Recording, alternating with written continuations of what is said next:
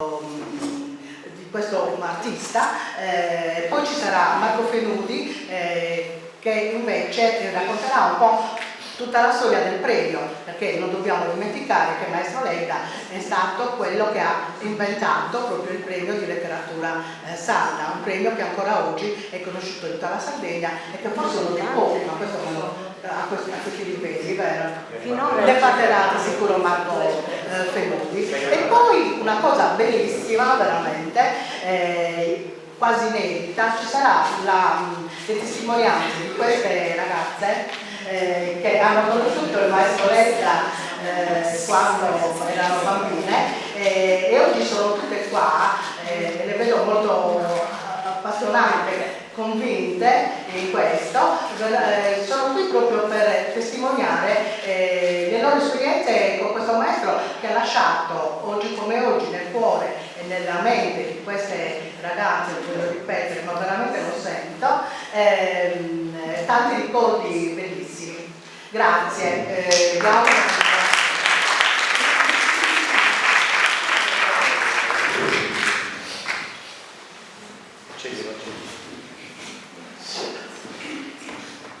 Buonasera a tutte e tutti. Una grandissima emozione per un figlio parlare del padre. Infatti non so se riuscirò a farlo. Ci provo, grazie al vostro aiuto, perché sono tutti visi conosciuti. La storia era così. Un giorno parlavo con le amiche dell'università della terza età e si disse cosa dici? Organizziamo un pomeriggio per tuo padre. Erano i giorni in cui, in qualità di presidente del premio Zieri, si discuteva di organizzare una serata proprio per quanto concerneva il premio. E quindi l'obiettivo è quello di non fare un doppione. Voi capite che mio padre però ci dava questa possibilità, perché devo dirvi di aver scoperto, per assurdo anche ieri qualcosa di nuovo su mio padre, anche 15 giorni fa, dicevo, ci dà la possibilità di parlare di un uomo che non era solo un poeta, non era solo uno scrittore, non era solo un insegnante, non era solo l'inventore e l'organizzatore del premio di letteratura sarda Cittadinanza. Era anche un fervente cattolico, era un sindacalista, era un politico, era un giornalista, quindi era tanto. Ma soprattutto la stranezza è che lui, nato il 17 settembre del 28, per almeno 18 anni non fu salvo. Nacque a Pensieri e nacque esattamente in piazza Lucrezia Borgia, dove c'è attualmente ancora la sede dell'istituto Clemente Ippico, perché mio nonno era un militare, mio nonno era un maresciallo dell'esercito, degli stalloni si diceva. Quindi lui nacque lì, però andò via a 2 o 3 anni di età e, come facevano i militari allora, iniziarono a peregrinare per la penisola, tanto che mio zio, il fratello di mio padre, nacque a Cesena nel 38. Quindi ci sono già 7-8 anni di buco nella vita di mio padre quando era un bambino, per poi riapparire in Sicilia, perché mio padre, dovete sapere, che visse in Sicilia dai 12 ai 19 anni di età. Quindi lui era un siciliano vero, parlava perfettamente il siciliano, lo parlava talmente bene che non conosceva una parola di sardo. E quando poi lui, alla fine della seconda guerra mondiale, venne in Sardegna, i genitori andarono a Sassari, perché mio nonno lavorava ancora, mio babbo fu accolto da Zieri da un siciliano. Tanto lo dico io. Qualcuno di voi se lo ricorda? Io lo ricordo come so, perché la parola italiana, quindi tra virgolette, adesso faccio una battuta, l'amico Sandro non mi voglia male, la mafia buona siciliana l'aveva seguito nel suo arrivo in Sardegna. E quindi dicevo, la loro vita in Sicilia fu anche drammatica, perché mio nonno era nell'esercito, loro erano i cavalli, gli americani erano i carri armati. Quindi voi capite che mi raccontava che un giorno arrivò ci fu uno sbarco, il bombardamento navale e un proiettile rischiò di uccidere perché bucò il muro della camera accanto nella quale lo vivevano. Comunque, accolto ad Ozieri, io mi permetto di leggere 3-4 poesie che secondo me ci raccontano bene quella che è stata la sua evoluzione culturale. Una è dedicata alla Sicilia, è intitolata Terremoto in Sicilia e si occupa del terremoto del Belice. Oggi il mio cuore, con ali di gabbiano, è volato nel sud, dove splendono le arance, dove il sole rigioca con le colonne moresche ed il mare conversa con i tempi dei greci. I ciclopi, infuriati, hanno squassato gli abissi e la terra impazzita nella danza del mare ha travolto le case come dadi di rena. L'amore non ha sorretto le volte di tuffo e neppure le preghiere hanno salvato le chiese. Le lacrime non fermano il carro della morte. Il bambino ora è sazio di cenere nel cammino. Il grido della madre è schiantato dai travi e brune fanciulle dagli occhi notturni nel dolce grembo rosa racchiudono frantumi. Una bambola rotta si abbraccia a un fucile, un vecchio guardacielo con occhi di vetro, e i cani nella notte, odorando la morte, ululano nel vento puttana la sorte. Piange il mio cuore, tutto il pianto dei soli, tra le tende, erba lieve, rispunta la speranza.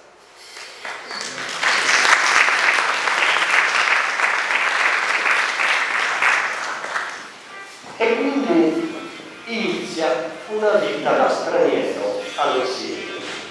Immaginate un giovane che arriva a 17 anni, che non conosce nessuno, che non parla una parola di sardo, che deve iniziare una vita, perché tutti i documenti andranno distrutti. Quindi lui, per poter insegnare, fece l'esame e diventò maestro.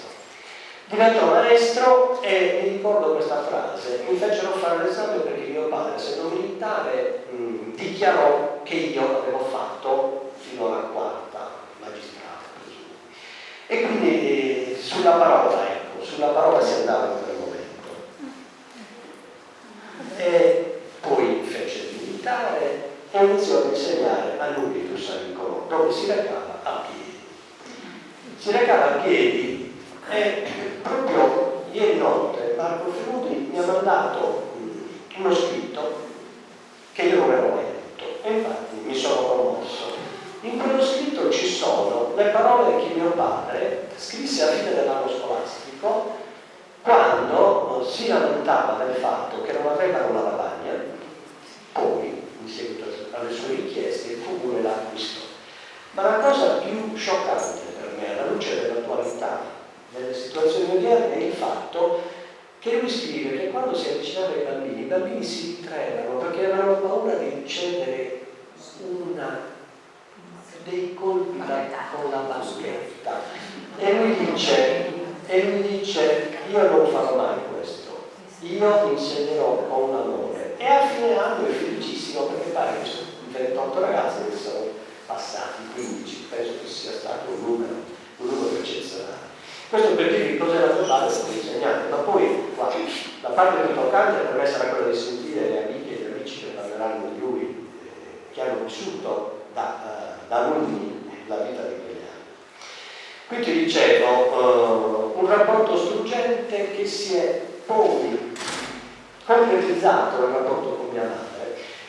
Perché non dovete sapere, allora la rivoluzione si faceva anche col cappello, mio padre aveva il cappello con le falle, la cravatta farfalla e prendeva mia madre a braccetto, scandaloso. 20 giorni fa ero un carissimo amico a pranzo e una signora, eravamo 4 pochi, dice: ma tu non sarai il figlio di maestro Letta? Sì, sai che mio marito mi diceva non vorrei fare come Tullio Letta che ti prende a braccetto andando passeggiando e cantano. Quindi non lo so, ecco, ripeto, mio padre continua a stupirmi di giorno in giorno, scopro delle cose che non conoscevo e che così con trascorrere delle settimane, dei mesi si vedono. Quindi a suo punto era un rivoluzionario, e ve lo dimostro con questa poesia che scrisse per mia madre: e sei stata da me. Dentro il vento bramoso che ti sparge i capelli, che deciso ti preme, più che veste sull'anca, e stupendo amattore t'avvolge di sospiri, ti ho perduta, ripresa, ti ho sentita lontana. Sull'immenso balcone tu sei stata del vento che t'ha reso leggera, ribaciato le ciglia, posseduta nel seno, rubato il tuo odore, e in mano una presenza di ignoto mi sgomenta, nuova mania d'amore che mi ribrucia le vene.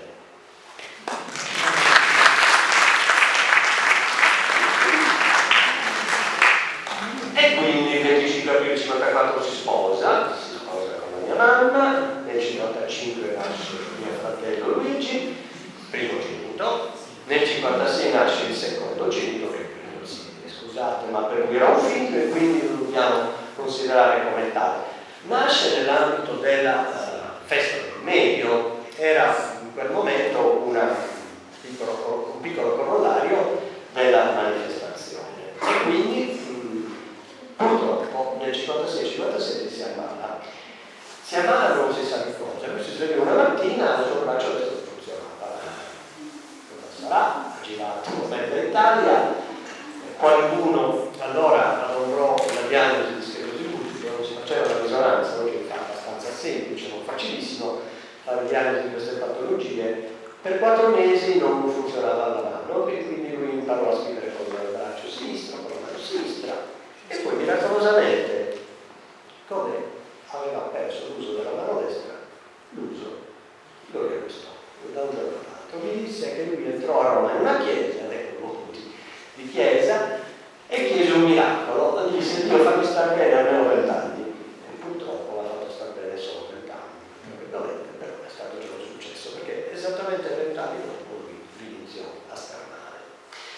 E poi nello stesso anno, nel 1957, venne pubblicato il primo libro, Tra la mia terra e il cielo. Io non posseggo una copia, è questo, che fu edito dalla Tipografia Nieda Pensieri, il primo libro che lui scrisse, che fu pubblicato, e quindi in questo momento vorrei farvi cogliere quella che è stata la sua trasformazione.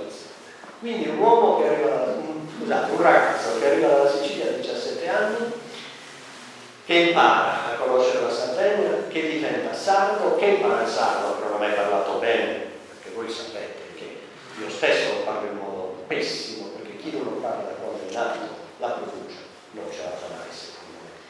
Però si è impegnato tanto e quindi ha imparato tanto, è diventato un padre, è diventato un capofamiglia, è diventato un poeta, uno scrittore, un maestro, un inventore del premio, ma è un politico, perché per 20 anni è stato assessore comunale alla cultura, sport, spettacolo, mostre e fiere. Questo era il titolo della giunta Peralta, e non fu quindi solo un uomo politico, perché divenne sindacalista, divenne membro della Proloco e quindi partecipava assieme agli amici della Proloco, ricordo zio Franco Maruggi, che è un zio che per me è stato. Diventò un impareggiabile organizzatore, quindi sono gli anni dell'arpa d'argento, che è stata inventata anche da lui.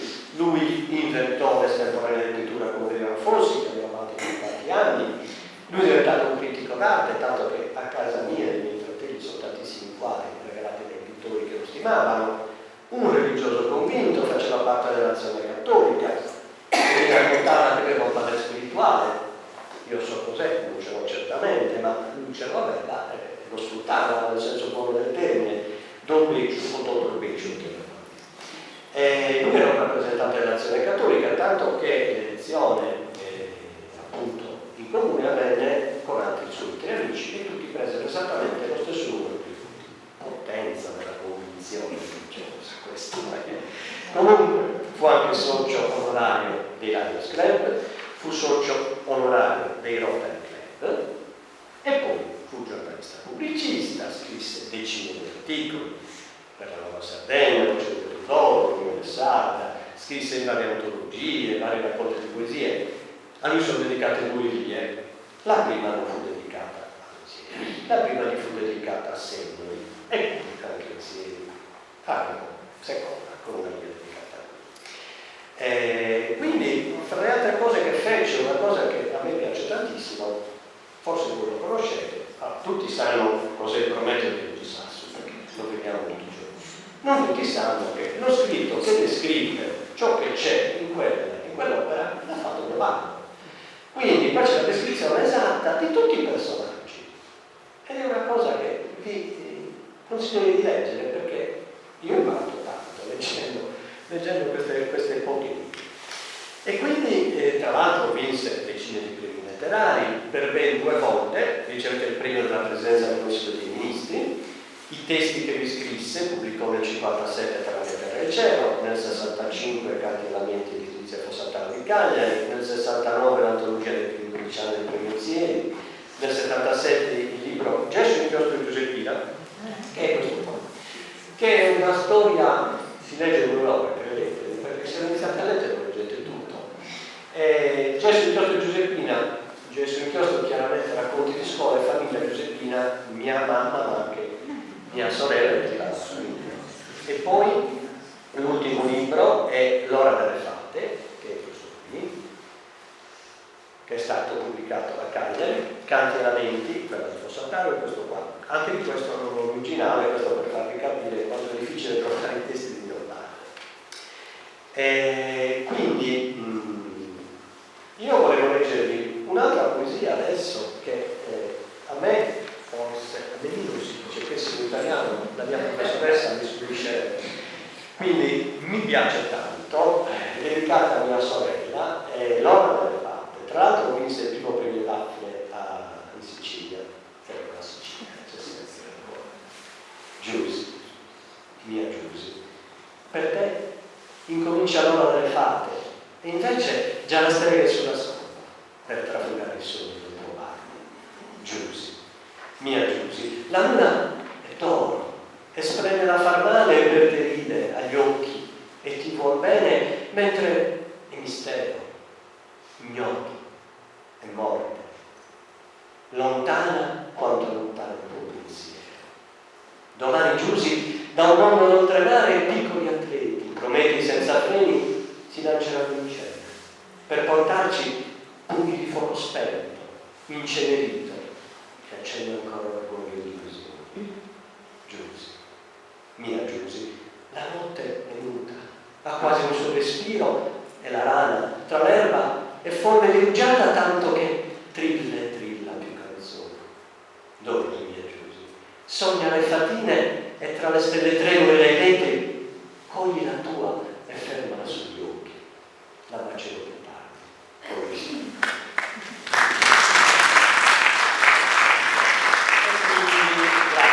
Poi nell'83,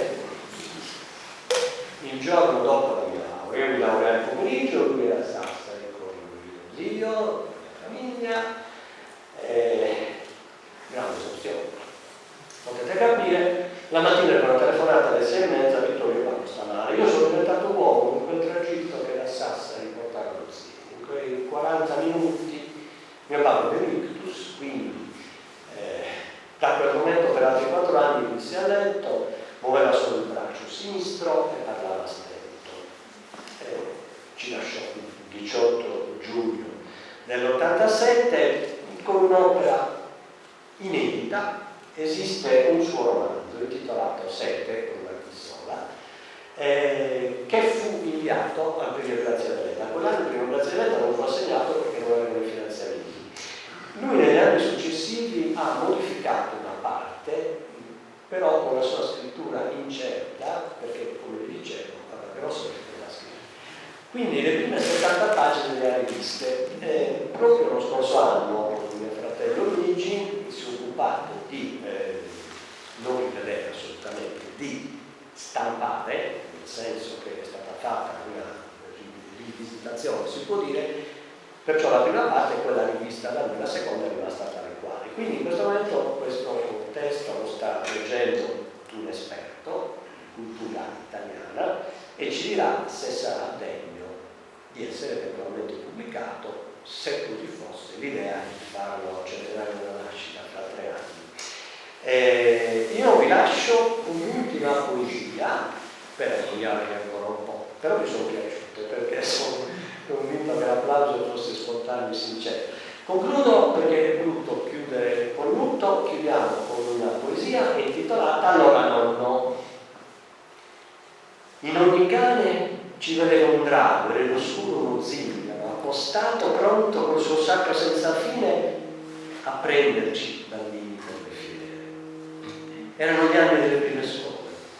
Non temere, Tonino, qui c'è il nonno, e la sua mano, forte caldo artiglio, stringendo, la volgeva di sereno. Seduto sulla pietra accanto al pozzo, calmo, attendevo per vederlo fumare. Era il ministro Lunar Carolito che la volgeva di spirale di incenso odoroso di cuori di cantina.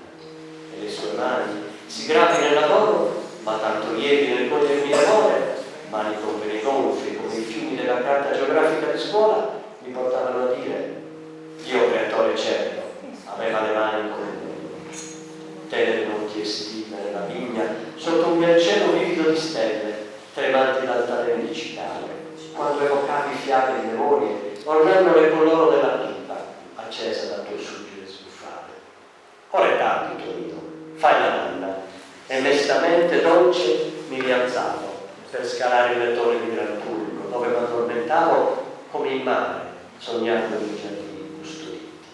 Non lontano, in questi giorni d'ansia, di notte, di illusioni, di raggiri, vorrei il sereno, vorrei di quella quiete che le favole nuove più non hanno e che la voce tua sempre mi dà. E tanta pace che odori di tabacco e non di carta stampata e di petrolio. Grazie.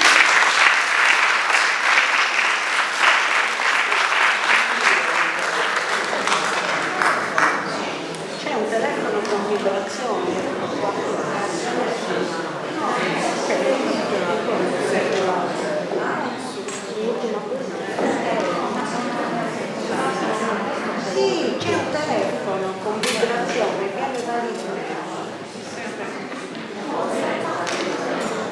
Sta ancora squillando. Aspetta.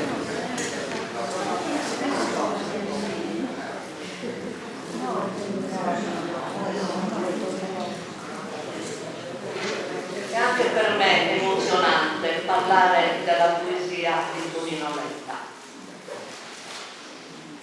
È aspro e dolce insieme mettere a nudo l'anima, come accade ai poeti, nella ricerca di sé e di quanti condividono la loro vita. Credo che lo sia stato anche per Tonino Letta. Penso che lo sia stato anche per Tonino Letta. Vasta e articolata, come abbiamo potuto vedere, è stata la sua produzione letteraria, anche in relazione alla sua breve vita. È stato per 8 volte giudicato primo in concorsi letterari nazionali e gli sono stati riconosciuti tanti altri premi.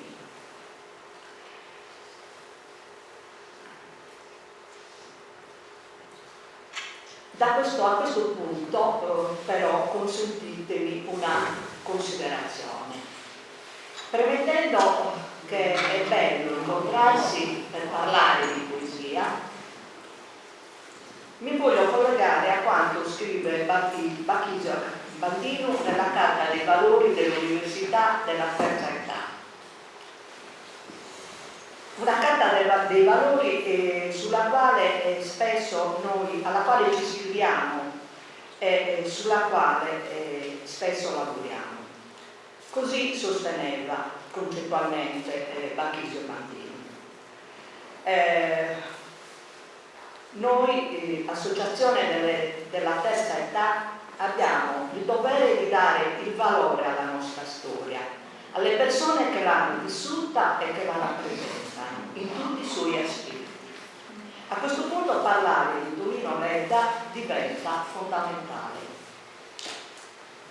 Ci si interroga spesso da più parti sul senso della poesia, sul suo ruolo, su quanto ha rappresentato ed in particolare rappresenta in questo nostro tempo così difficile e non certo lieto, un tempo in cui risuonano da vicino i tamburi di guerra, un tempo in cui l'uomo più potente della terra avrebbe la velleità di stravolgere la storia e la geografia dei popoli.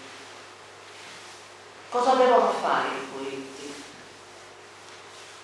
Appendere le loro cetre sulle fronde dei salici, come aveva scritto Quasimodo in tempi di oppressione, oppure devono continuare il proprio canto di libertà.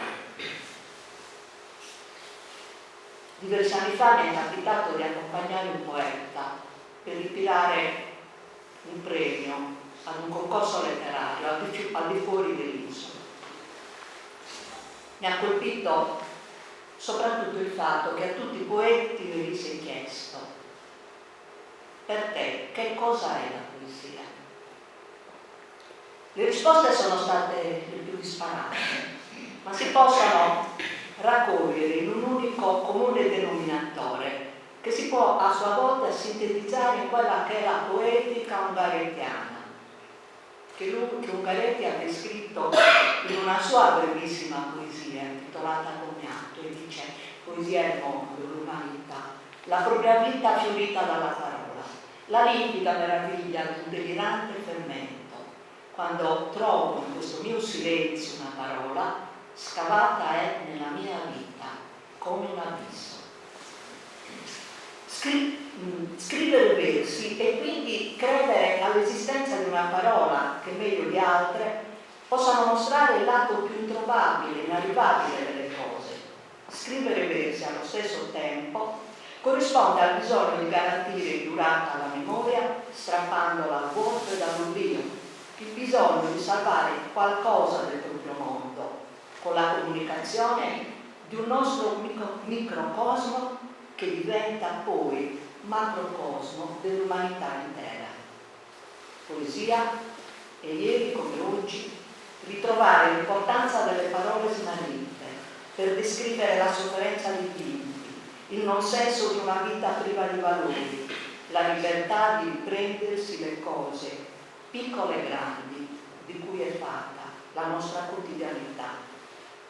Tutto questo è nelle poesie di Tonino Ledda, permeante di un intransigente realismo e nel contempo un intenso lirismo. Nei suoi pensieri, Flaubert scrive che la poesia è come una pianta selvatica, cresce dappertutto, senza essere seminata, ed il poeta è un paziente botanico che si vertica sulla montagna per andare a coglierla. In tal senso, la ricerca e la riscoperta delle parole diventano sforzo intimistico e condivisione. Il colle e la siepe in Leopardi, l'orologio in Quasimodo, il monumentale, il vortice di polvere nel sonatore Jones di Fabrizio De André, i sassi di spine in Tonino Ledda.